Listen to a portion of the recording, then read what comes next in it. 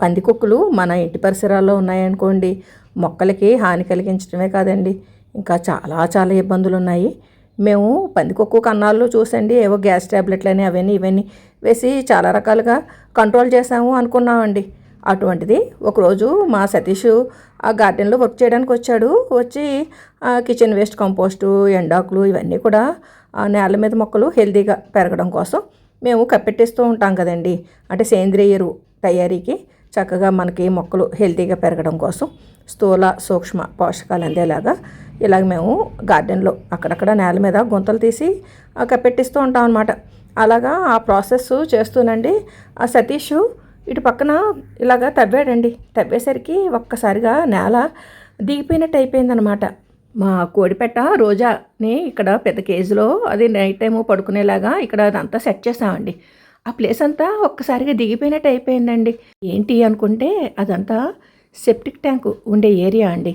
పందికొక్కు కన్నం పెట్టేసండి మొత్తం ఆ septic tank దగ్గర వరలు ఇవన్నీ కూడా అది గులబరిచేసిందండి. దాంతో ఒక్కసారిగా దిగిపోయినట్టు అయిపోయిందనమాట నేల. మాకు అసలు ఎలాగా ఇది సెట్ చేయాలి ఏంటి అన్నది మొదట్లో అర్థం కాలేదు. ఆ తర్వాత రకరకాల తాపీ మేస్త్రిని వాళ్ళని పిలిచాకండి. ఇక మొత్తం ఆ పాత వరలన్నీ తీసేసి ఆ ఏరియా అంతా క్లీన్ చేసేసి మళ్ళీ కొత్త వరలు వేసి మళ్ళీ కొత్తగా నెయ్యి కట్టాలండి అన్నారండి.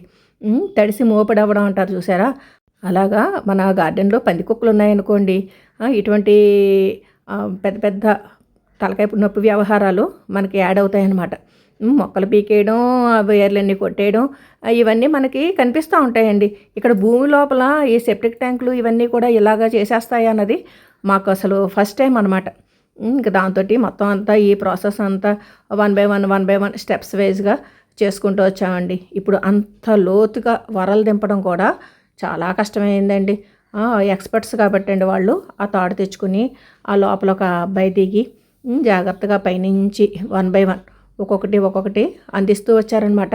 మన గార్డెన్లోకి పందికొక్కులు రావడం వల్ల మొక్కలకి అతనితో పాటు మనకి కూడా ఇటువంటి పెద్ద పెద్ద తలకాయ నొప్పులు ఎదురవుతూ ఉంటాయండి.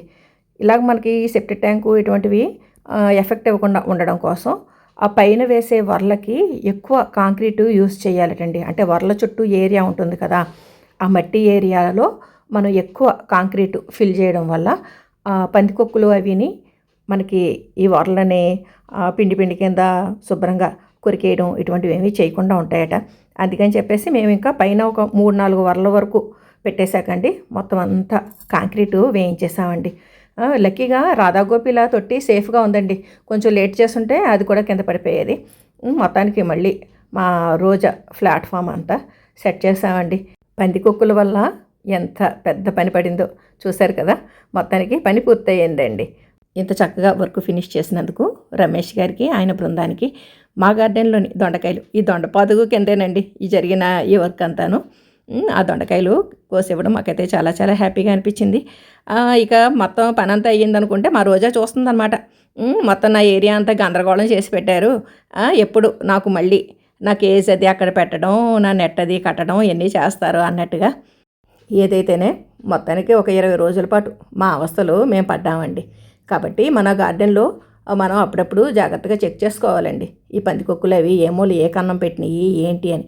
మీకు కూడా పందికొక్కులతో ఇటువంటి అనుభవాలు ఉంటే కామెంట్ సెక్షన్లో తెలియజేయండి. ఈ వీడియో మీకు ఉపయోగపడుతుందని భావిస్తున్నాను.